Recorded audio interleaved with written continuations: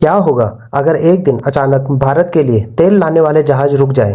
क्या होगा अगर दुनिया का सबसे महत्वपूर्ण समुद्री रास्ता अचानक असुरक्षित हो जाए और उससे गुजरने वाले जहाज़ों को खतरा होने लगे? क्या भारत जैसे तेजी से बढ़ती अर्थव्यवस्था वाले देश के लिए यह एक बड़े संकट की शुरुआत हो सकती है? हाल ही में सामने आई एक खबर ने इन सवालों को फिर से चर्चा में ला दिया है। खबर है कि भारत के विदेश मंत्री एस जयशंकर ने ईरान के विदेश मंत्री से फोन पर बातचीत की, जिसके बाद रिपोर्ट्स में कहा गया कि भारत के तेल टैंकरों को होर्मुज जल डमरू मध्य से सुरक्षित रास्ता मिल गया। पहली नज़र में यह एक सामान्य कूटनीति बातचीत लगती है, लेकिन अगर इसे गहराई से समझा जाए तो यह केवल एक फोन कॉल नहीं बल्कि भारत की ऊर्जा सुरक्षा, वैश्विक तेल राजनीति और मध्य पूर्व की जटिल भू राजनीति से जुड़ी एक बहुत बड़ी कहानी है। इस कहानी को समझने के लिए सबसे पहले हमें यह समझना होगा कि आखिर होर्मुज जल डमरू मध्य इतना महत्वपूर्ण क्यों है। होर्मुज जल डमरू मध्य यानी स्ट्रेट ऑफ होर्मुज दुनिया के सबसे रणनीतिक समुद्री मार्गों में से एक माना जाता है। यह फारस की खाड़ी को अरब सागर और आगे हिंद महासागर से जोड़ने वाला एक संकरा रास्ता है।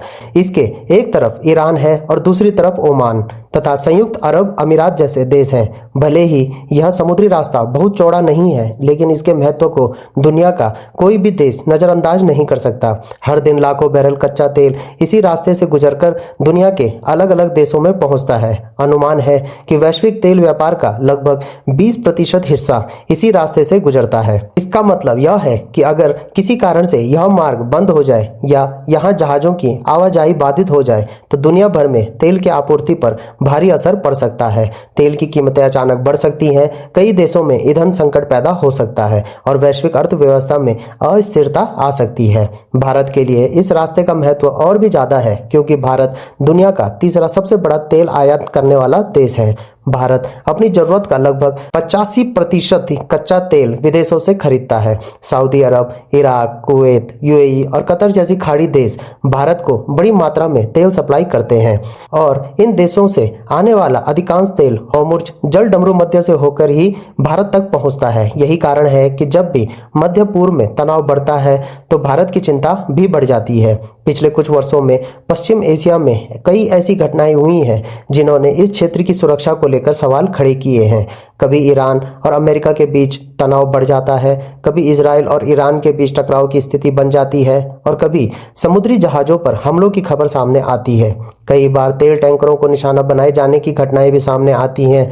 इन घटनाओं का असर केवल उस क्षेत्र तक सीमित नहीं रहता, बल्कि पूरी दुनिया के तेल बाजार पर पड़ता है। जैसे ही ऐसी कोई खबर आती है, अंतर्राष्ट्रीय बाजार में कच्चे तेल की कीमतें तेजी से ऊपर जाने लगती हैं। इसका सीधा असर उन देशों पर पड़ता है जो तेल का आयात करते हैं और भारत उनमें से एक प्रमुख देश है। यही कारण है कि भारत लंबे समय से अपनी ऊर्जा सुरक्षा को मजबूत करने की कोशिश कर रहा है, लेकिन उसके बावजूद यह सच्चाई है कि भारत अभी भी काफी हद तक मध्य पूर्व से आने वाले तेल पर निर्भर है। यही वजह है कि जब हाल ही में यह खबर सामने आई कि भारत के विदेश मंत्री एस जयशंकर ने ईरान के विदेश मंत्री से बात की और उसके बाद भारत के तेल टैंकरों को सुरक्षित रास्ता मिल गया, तो इसे काफी महत्वपूर्ण माना गया। यह घटना दिखाती है कि भारत किस तरह कूटनीति के माध्यम से अपने आर्थिक हितों की रक्षा करने की कोशिश करता है। भारत की विदेश नीति लंबे समय से संतुलन पर आधारित रहती है। भारत ने हमेशा कोशिश की है कि वह अलग अलग देशों के साथ अच्छे संबंध बनाए रखें। एक तरफ भारत के संबंध अमेरिका और इजराइल जैसे देशों के साथ मजबूत है, वहीं दूसरी तरफ भारत ईरान और खाड़ी देशों के साथ भी अपने रिश्ते बनाए रखता है। यह संतुलित नीति कई बार भारत के लिए फायदेमंद साबित होती है, क्योंकि इससे भारत किसी भी संकट की स्थिति में अलग अलग देशों से संवाद कर सकता है और अपने हितों की रक्षा कर सकता है। स्ट्रेट ऑफ होर्मुज के मामले में भी यही देखने को मिला। भारत ने सीधे बातचीत के जरिए यह कंफर्मेशन करने की कोशिश की कि उसके जहाज की सुरक्षा बनी रहे और ऊर्जा आपूर्ति पर कोई बड़ा खतरा ना आए। लेकिन यह सवाल अभी भी बना हुआ है कि अगर भविष्य में इस क्षेत्र में तनाव और बढ़ता है तो क्या होगा।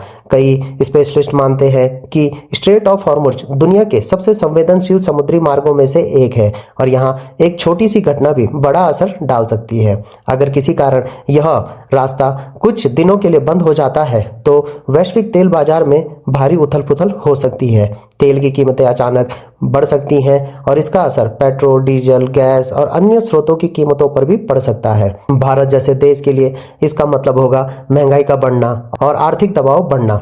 यही कारण है कि भारत अपनी ऊर्जा रणनीति को धीरे धीरे बदल रहा है। भारत ने इमरजेंसी स्थिति के लिए स्ट्रेटेजिक पेट्रोलियम रिजर्व यानी रणनीतिक तेल भंडार बनाए हैं, ताकि अगर अचानक आपूर्ति बाधित हो जाए तो कुछ समय तक देश की जरूरतें पूरी की जा सकें। इसके अलावा भारत ने तेल आयात के सोर्सेस को भी विविध बनाने की कोशिश की है। अब भारत केवल मध्य पूर्व पर निर्भर नहीं रहना चाहता, बल्कि रूस, अमेरिका, अफ्रीका और लैटिन अमेरिका जैसे क्षेत्रों से भी तेल खरीद रहा है।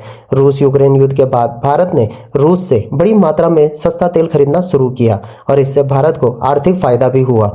लेकिन इसके बावजूद मध्य पूर्व का महत्व अभी भी बहुत ही ज़्यादा इम्पोर्टेंट है, क्योंकि वहाँ से तेल की आपूर्ति स्थिर और भी बड़ी मात्रा में होती है। इसके अलावा भारत फ्यूचर की ऊर्जा जरूरतों को देखते हुए नवीनीकरण ऊर्जा पर भी तेजी से काम कर रहा है। सौर ऊर्जा, पवन ऊर्जा और ग्रीन हाइड्रोजन जैसे क्षेत्रों में भारत बड़े स्तर पर निवेश कर रहा है, ताकि आने वाले समय में तेल और गैस पर निर्भरता कम की जा सके। हालांकि यह प्रक्रिया धीरे धीरे ही आगे बढ़ेगी और आने वाले कई दशकों तक तेल दुनिया की ऊर्जा व्यवस्था का महत्वपूर्ण हिस्सा बना रहेगा। इसीलिए स्ट्रेट ऑफ हॉर्मुज जैसे समुद्री मार्गों का महत्व भी बना रहेगा। इस पूरे घटनाक्रम से एक बात साफ होती है कि आज दुनिया में ऊर्जा केवल आर्थिक मुद्दा नहीं है, बल्कि एक रणनीतिक और राजनीतिक मुद्दा भी बन चुकी है। तेल और गैस के सोर्सेज, समुद्री मार्ग, पाइपलाइन और बंदरगाह, ये सभी चीजें अंतर्राष्ट्रीय राजनीति को प्रभावित करती है। कई बार देशों के बीच होने वाले संघर्षों के पीछे भी ऊर्जा से जुड़े हुए हित छिपे होते हैं। यही कारण है कि बड़े देश अपनी ऊर्जा आपूर्ति को सुरक्षित रखने के लिए कूटनीति, सैन्य शक्ति और आर्थिक रणनीति का इस्तेमाल करते हैं। भारत भी अब धीरे धीरे इसी दिशा में आगे बढ़ रहा है। भारत अपनी नौसेना की ताकत बढ़ा रहा है, समुद्री सुरक्षा को मजबूत कर रहा है और अंतर्राष्ट्रीय स्तर पर अपनी कूटनीतिक पहुंच को भी विस्तार दे रहा है। भारत हिंद महासागर क्षेत्र में अपनी उपस्थिति बढ़ा रहा है, ताकि व्यापारिक समुद्री मार्ग सुरक्षित रह सके। इसके अलावा भारत कई देशों के साथ ऊर्जा सहयोग के समझौते भी कर रहा है। इन सभी प्रयासों का उद्देश्य एक ही है कि भविष्य में अगर किसी क्षेत्र में संकट पैदा हो तो भारत की ऊर्जा आपूर्ति पर उसका असर कम से कम पड़े।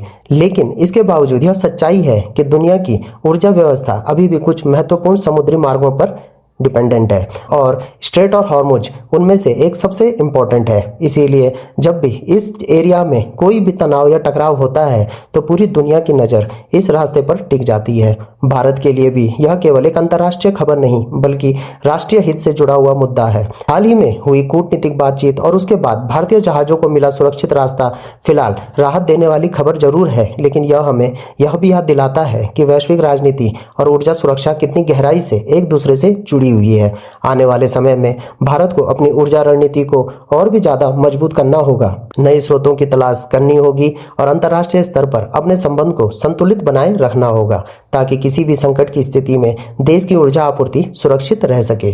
फिलहाल के लिए यह कहा जा सकता है कि एक फोन कॉल ने भारत के लिए राहत जरूर दी है, लेकिन यह कहानी यहीं खत्म नहीं होती, क्योंकि मध्य पूर्व की राजनीति और वैश्विक ऊर्जा बाजार दोनों ही लगातार बदलते रहते हैं और आने वाले समय में दुनिया को इस क्षेत्र से जुड़ी और भी घटनाएं देखने को मिल सकती हैं। तो दोस्तों, आप लोगों को क्या लगता है? कमेंट बॉक्स में अपनी राय जरूर दें। तो दोस्तों, आज के लिए इतना ही। मिलता हूं मैं दोबारा एक नई लेटेस्ट अपडेट और एक नई वीडियो के साथ। तब तक जुड़े रहिए। धन्यवाद। जय हिंद, जय भारत।